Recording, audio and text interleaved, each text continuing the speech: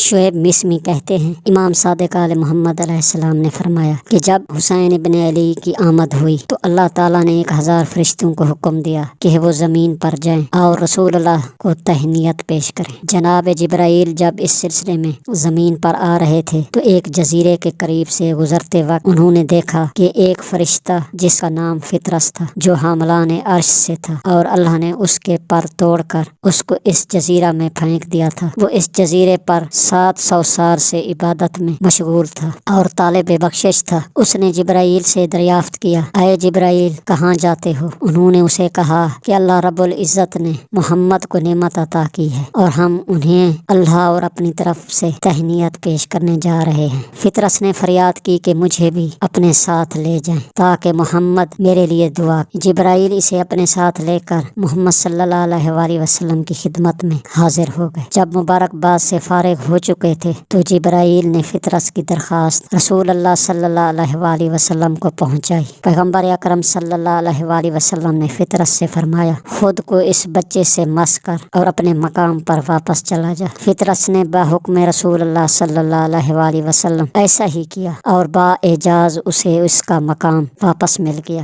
فطرس نے رسول اللہ صلی اللہ علیہ وآلہ وسلم سے عرض کیا، یا رسول اللہ، آپ کا یہ ولی حسین شہید کر دیا جائے گا اور آپ کے اس احسان جو کہ آپ نے مجھ پر کیا ہے کا بدلہ میں اس طرح دوں گا کہ جو کوئی آپ کے اس فرزند کی زیارت کرے گا میں اس کی زیارت کروں گا، جو کوئی آپ کے اس فرزند پر درود بھیجے گا میں اس کی زیارت کروں گا، اور جو کوئی اس کے لیے رحمت طلب کرے گا میں اس کی زیارت کروں گا۔ اس کے بعد فطرس واپس عرش کی جانب پرواز کر گیا۔